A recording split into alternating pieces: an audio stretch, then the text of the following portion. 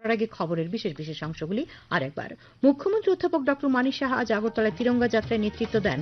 এবছর সিবিএসই অনুমোদিত রাজ্যের বিদ্যাজ্যোতি স্কুলগুলি দশম ও দ্বাদশ পরীক্ষায় উল্লেখযোগ্য ফলাফল করেছে।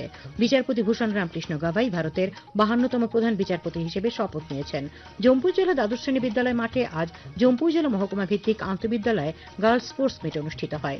নাথ, আগরতলার মেয়র দীপক মজুমদার, জিমন্যাস্ট দীপা কর্মকার অংশ নেন তিরঙ্গা যাত্রায়। মুখ্যমন্ত্রী ডক্টর সাহা ভারতীয় সশস্ত্র বাহিনীর বীরত্ব এবং সাহসের প্রশংসা করেন। তিনি প্রধানমন্ত্রী নরেন্দ্র মোদীর উদ্ধৃতি দিয়ে বলেন যে রক্ত এবং জল একসাথে প্রবাহিত হতে পারে না। এবছর সিবিএসই অনুমোদিত রাজ্যের বিদ্যাজ্যোতি স্কুলগুলি দশম ও দ্বাদশ শ্রেণীর বোর্ড পরীক্ষায় উল্লেখযোগ্য ফলাফল করেছে। এর জন্য পরীক্ষার্থী, অভিভাবক ও স্কুল কর্তৃপক্ষকে ধন্যবাদ জানিয়েছে বিদ্যালয় শিক্ষা দপ্তর। আজ মহাকরণে এক সাংবাদিক সম্মেলনে শিক্ষা সচিব ডক্টর রাভেল হেমেন্দ্র কুমার পরীক্ষার ফলাফল উল্লেখ করে জানান, সদ্য প্রকাশিত সিবিএসই দশম মান বোর্ড পরীক্ষায় রাজ্যের 125টি বিদ্যাজ্যোতি স্কুলের গড় পাশের হার 86%, গত বছরের তুলনায় 26% বেশি। তিনি জানান, 12টি বাংলা মাধ্যম সহ মোট 15টি স্কুলে এবছর পাশের হার 100%। অন্যদিকে সিবিএসই দ্বাদশ মান বোর্ড পরীক্ষায় এবছর গড়ে পাশের হার 71%, যা গত বছর ছিল মাত্র 50%। তিনি জানান, এবছর সিবিএসইর গুয়াহাটি আঞ্চলিক কেন্দ্রের অধীন উত্তর পূর্বাঞ্চলের সব রাজ্যের তুলনায় ত্রিপুরার ফলাফল ভালো হয়েছে। শিক্ষা সচিব জানান, রাজ্য সরকারের ঘোষণা অনুযায়ী ছাত্রছাত্রীদের নিট, জেইই পরীক্ষার কোচিং এর জন্য সারা রাজ্যে শিগগিরই 25টি কোচিং সেন্টার খোলা হবে। এক প্রশ্নের উত্তরে শিক্ষা সচিব জানান, বিদ্যালয় শিক্ষক শিক্ষিকাদের সুষ্ঠু বদলির জন্য দপ্তর শীঘ্রই একটি সুষ্ঠু বদলি নীতি চালু করবে। তিনি জানান, স্কুলের শিক্ষকদের পদ পূরণে দপ্তর প্রয়োজনীয় পদক্ষেপ নিয়েছে। সাংবাদিক সম্মেলনে বিদ্যালয় শিক্ষা অধিকর্তা নৃপেন্দ্র চন্দ্র শর্মা জানিয়েছেন, টিআরবিটির মাধ্যমে বিভিন্ন বিষয়ের বিষয় শিক্ষক নিয়োগের উদ্যোগ নেওয়া হয়েছে। সাংবাদিক সম্মেলনে বুনিয়াদী শিক্ষা বিভাগের যুগ্ম অধিকর্তা হর্ষিত বিশ্বাস ও মাধ্যমিক শিক্ষা বিভাগের যুগ্ম অধিকর্তা রাকেশ দেববর্মা উপস্থিত ছিলেন।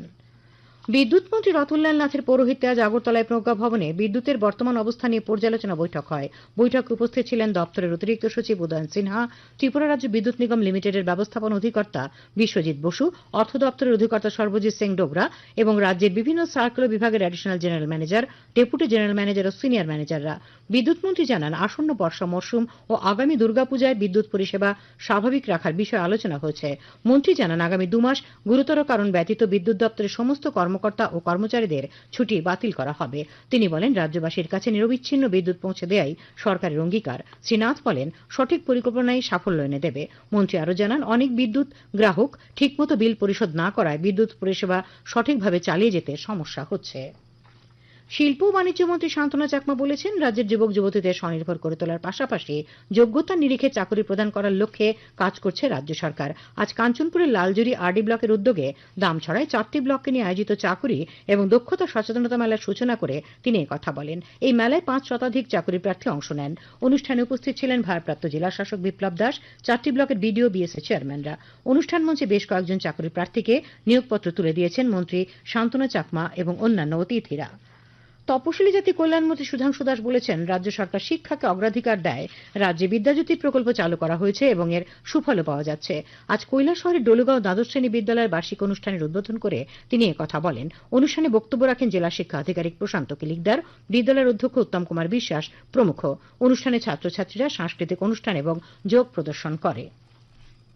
খবর প্রচারিত হচ্ছে আকাশবাণীর আগরতলা কেন্দ্র থেকে।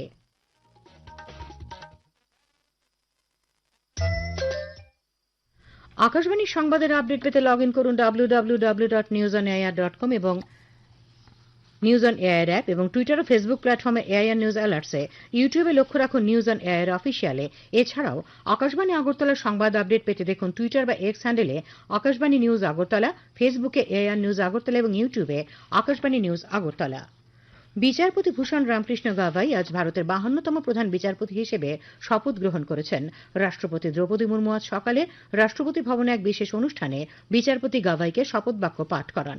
বিচারপতি বিআর গাভাই বিচারপতি সঞ্জীব খান্নার স্থলাভিষিক্ত হলেন।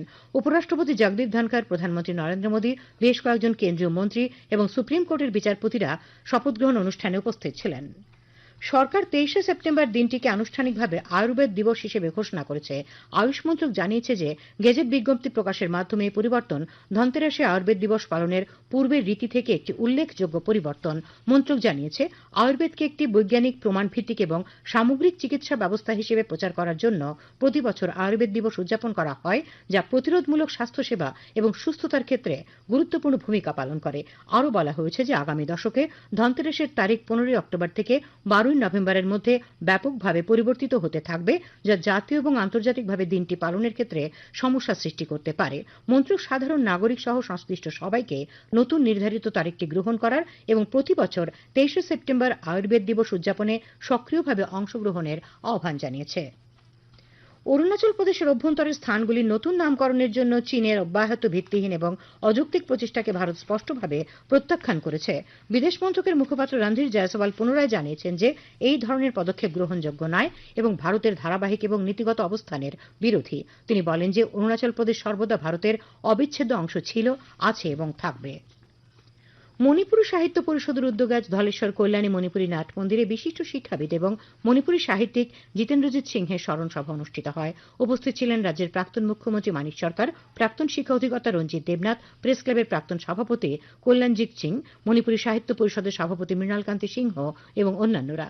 শুরুতে জিতেন্দ্রজিৎ সিংহের প্রতিকৃতিতে ফুলমালা দিয়ে শ্রদ্ধা নিবেদন করা হয়।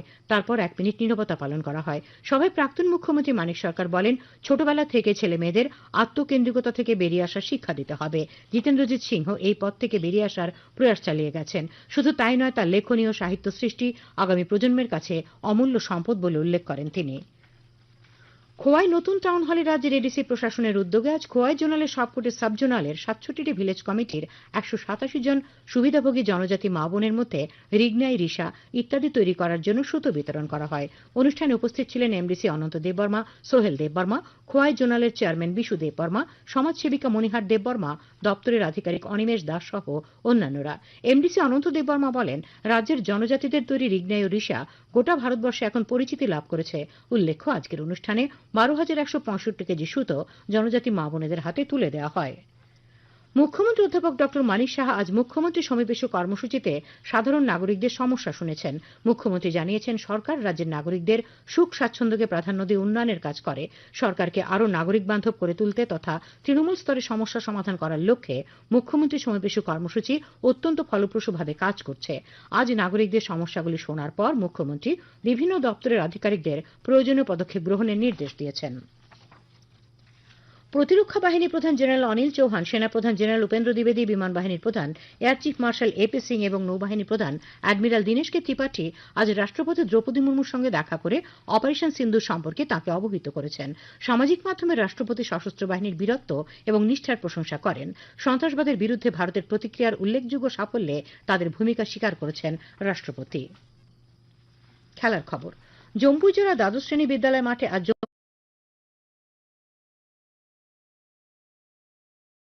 রাষ্ট্রপতি। খেলার খবর। জম্পুই জেলা দ্বাদশ শ্রেণী বিদ্যালয় মাঠে আজ ভারতরত্ন সংঘ জয়লাভ করেছে। উমাকান্ত মিনি স্টেডিয়ামে বিকেলে অনুষ্ঠিত খেলায় ভারতরত্ন সংঘ 3-1 গোলে সবুজ সংঘকে হারিয়ে দেয়। আবহাওয়া।